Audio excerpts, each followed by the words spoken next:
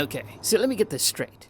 You added 100 new Pokemon, created an entire region, updated the mechanics of the combat to make it more fun, added a much-needed graphical update, created extensive lore and mythos around legendaries, cleaned up much of the bugs that were ruining the game, and added hundreds of moves and interactions that come from adding 2 types to an already complex rock-paper-scissors game? All in 3 years with the same indie studio that was founded on the 3rd floor of a high school entrance cram study building? It wasn't easy, sir, but I think we really outdone ourselves here. Just imagine what we could do with more time. Do you think you can do it again next year? You mean a sequel, or? Great! I'll be back next year to see what you got. Sure. The impact of Pokemon cannot be understated here. The game was a cultural hit, not just in Japan, but also all around the world.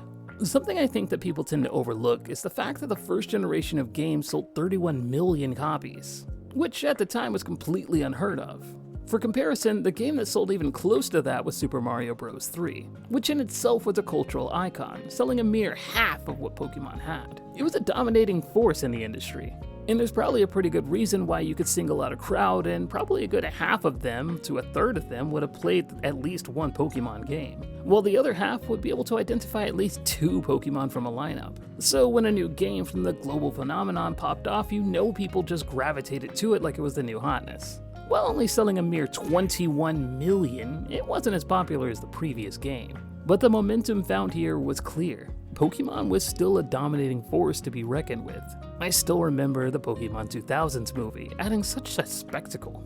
Seeing Lugia being so commanding and having an aura that rivals the mysterious Mewtwo, and the new trading cards that brought a completely new flair to the card game, making it go from a collectible card game with interesting looking mechanics to maybe play, to the fiery force that it is today, thanks to adding mechanics like abilities to the game that makes it far more dynamic than it was before. It was at this point everybody knew what Pokemon was, for better or worse. And those same people that purchased it already had a Game Boy to enjoy the new games on.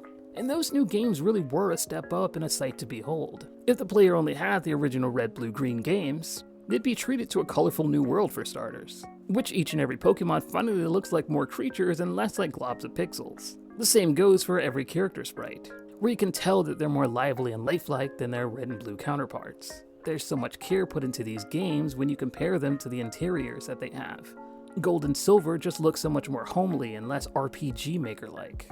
The music even feels more harmonic throughout the game, and sports some of my favorite songs throughout the franchise, which is really impressive considering the limitations that the Game Boy Color has. One of my favorite inclusions of the game was the battle system itself. There's now an XP bar at the bottom of the Pokemon's battle screen, so there's no more guessing what you have to do in order for you to level up. They added new types subtly to nerf the previously overpowered Psychic type, and gave a slight buff to bug types. It subsequently made the gameplay both in-game and battle between friends far more enjoyable and less of a slogfest. Not to mention fixing all those pesky bugs that made Skyrim look like a well-polished game.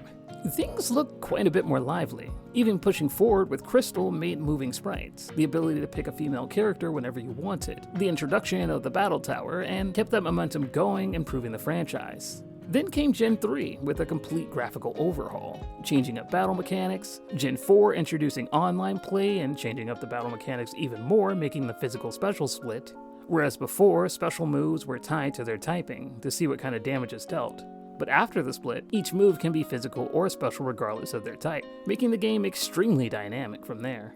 Gen 5 made the game we know and love today, more or less solidifying the roles that types have, and the way that 2 players would go, with tons of new items and abilities that keep things complex but fun. And each generation after that added new things that kept the series at least somewhat fresh, with one after another introducing enough to warrant buying the game and enjoying it. Well, at least that was the consensus sales-wise, with each game not dipping under 15 million in total. However, the online discourse tells another tale. According to sources like Reddit and TikTok, I've always wanted to say that, Pokemon hasn't been the same since Generation 6, with new additions and things seemingly falling off and not capturing the same appeal that previous games had established. Things like a higher focus on the story, a lack of good online features, and, well, a general lack of polish. When moving from 2D to 3D killed the excitement for the extremely hardcore fans in the series, leading them to hate the game with each new release. Which, if you can see the problem in that statement, then you're probably not one of those people. While it's true that the sales numbers have been climbing little by little with each release, admittedly there has been quite a few issues plaguing the series, either due to a difficulty of moving from one system to the next, or a general lack of attention required to beloved features being improved. Generation 2 was the start of something a bit more insidious, the introduction of new Pokemon. No, really. Which in itself was pretty good if you consider that each and every game includes at least 70 of them, not including the spin-offs. But it included a contract that says each game will expand its battle system and the amount of Pokemon available. And while it was smaller changes at first, updating systems and refining it for modern use, the later games from Gen 6 onwards more or less just simply added a new battle mechanic to refine things. Generation 6 with Mega Evolutions, giving massive buffs to one Pokemon on your team. Generation 7 with a signature move also for just one Pokemon. Generation 8, I still can't get over this. It's literally just a Pokemon that gets bigger with more HP and gets a signature move again? Am I missing something? Cool aesthetic though. Generation 9, being the last of which, adds an admittedly unique mechanic, but still just as gimmicky, and allowing you to change the type of a single Pokemon, being more of a switch-up or defensive play for Pokemon to have better coverage. Which are all fine things to add to the game combat-wise, don't get me wrong. But players of past games are starting to see how things are starting to go on a bit of a loop, with the only thing drawing you in battle-wise is the new gimmick or the same old tired gameplay, which is certainly not the thing that's tiding over all the new players at all. For each game of sorts also came with another thing foretold since Gen 2, being graphical overhauls or at least an improvement to it. And while Gen 2 isn't as strong as others, admittedly, starting from Gen 3, each new system bump up has been quite strong. Gen 3 was incredible at the time, bringing the game from something you had to squint to fully appreciate to the beautiful vibrant worlds with sandstorms, vast oceans, and incredibly dynamic sprites. Something that carried forward each time in Gen 4 with the DS, 6 with the 3DS, and more controversially, 8 with the Nintendo Switch, being the one that had a lot of kinks to work out. While it made the world a lot more modern, adding a free roam camera, it still had a very 2D design, making the world one large corridor until you make it to the wild areas, which was where the game really opened up, pun intended. Pokemon roaming around, you could see other trainers if you had the internet on, and had a ton to do there, with finding new items and raid dens to battle alongside other players. But the expansion had a problem when it came to scope. This free roam area chugged when riding around in it, especially if you played with the online turned on, which was another problem. Those aforementioned players didn't really add anything to the world at all. Sure, it's fun to see a player ride past you while you're riding a bike, but more often than not, when you see these players, they will go in a straight line towards the nearest object and stop right in front of it. And let's not forget about the tree. People have been ragging on every Pokemon game and their art style ever since Generation 6, but even I can't deny that this scattered around a $60 AAA game is a bit in poor taste. A laggy game with no voice acting in it? Sure, that's perfectly fine. Even take away most of the Pokemon, making it so that I can't battle with my favorites in the new system. Hell, why not remove the GTS that's been in the game for a decade and replace it with an objectively worse version and make you pay for it? I don't care, man. But a polygonal tree? Come on, Game Freak. Just remove Greedent from the game and we'll call it even. Unfortunately, whether you care about graphics or not, it's been an increasingly prevalent talking point, with each game pushing what they can get away with, including the amount of glitches, cutscene animations, and massive amount of memory leak issues. Each game has their own subsect of fans that want to point out everything wrong with the game, demanding better treatment for their beloved franchise, even going out of their way to get angry at other fans who purchased the game. I'm getting a bit sidetracked here, but the gameplay in these games are always fun despite what they look like. So how can you really get angry at someone for enjoying something despite its flaws? Like the next guy, also think that Game Freak is cutting way too many corners when it comes to polish. And you can't convince me otherwise. But saying that too many people are enjoying something that doesn't live up to your standards is just the height of arrogance, buddy. Pokemon has been becoming more and more accessible and beloved by many as it holds its globally dominating force.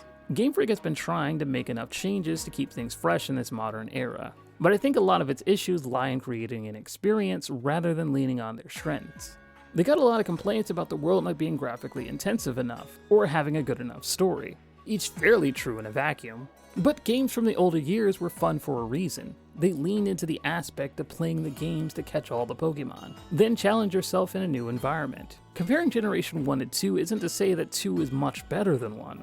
but that it offers a completely new experience that is still enjoyable. Sure, it tells a new story, and it has an improved graphical fidelity, but what makes it a fun core Pokemon game is that it gets things added to it to push you towards those new experiences. You can collect apricots and craft new Pokeballs to catch new Pokemon. You can now give Pokemon berries to hold to cure status ailments or heal themselves. There's new challenges and puzzles, a story that isn't anything to write home about, but is also a fun ride from beginning to end.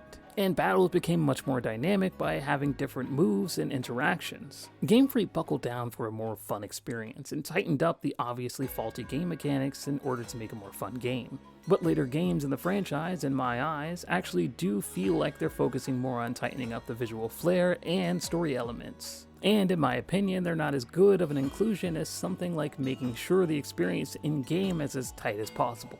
Like I said before, the gameplay loop in nearly every game is fun. But maybe making a sequel should be more about improving things that make Pokemon Pokemon, rather than adding new bells and whistles that distract from the game itself. Increasing the scope of the game with more graphical things to look at only included a problem with graphical integrity with the assets that looked like they were straight out of a PS2 game. Trying to make models look more lifelike only made the rigid movement more obvious. A focus on a more higher impact of the story made the protagonist look like he was a Mary Sue chosen one, while making the interaction with characters feel more tedious than fun. To me at least. And each vocal interaction with characters talking or singing makes the lack of voice acting seem that much more apparent. And it's extra obvious that Pokemon only takes 2 or 3 years to create the next game, one after another, trying to make incremental improvements to the said things that diminish the enjoyment of the game overall, even if it is enjoyable at the end of it. It was a pleasant surprise that Pokemon didn't want to release a game or DLC for this holiday year, something oddly enough that everyone's kind of been begging for. That being more time to make a game and give it more polish. And whether or not Winds and Waves will actually address the problems that fans have with the series is yet to be seen. But there have been a good few steps in the right direction in the latest games of the series. Scarlet and Violet for me has been the most fun game yet. Despite its flaws, it's returned to what made the franchise fun. Exploring a region and catching Pokemon felt really dynamic this time because different Pokemon spawned in different types of regions. And it added to the unique way that you evolve them or complete your Pokédex. We ain't talking about them random stakes in the ground though. What was that? But I had a lot of fun exploring around Paldea, completing my Pokédex and tackling gyms in whatever order I wanted to. While there could be a ton they could fix story-wise, in my opinion, some of these characters have probably been the most fun I've had to interact with yet.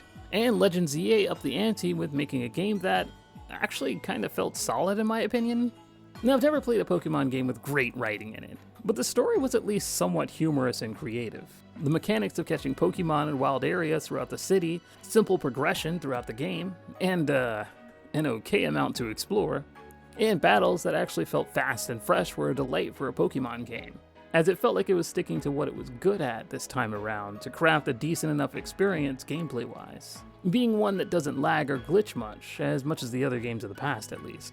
Still giving that story a solid 5 out of 10 though. So the games have been trying to move towards refining itself, at least these past 2 have been, and I can say that I'm cautiously optimistic for the next series. And if it's going to succeed at one thing, I know at the very least Game Freak is going to try and make a polished gameplay loop. So what do you think, chat? Or is Pokemon fans going to eat in 2027? Or are they going to become the new Temu Pow World? Execs are delulu, but cortisone levels are high for everyone. So I think Game Freak can enter the flow state and straight Aura Farm with the GAT. I'm sipping on Hopium, Twin. Kill me. Have a good day, buddy. See you tomorrow.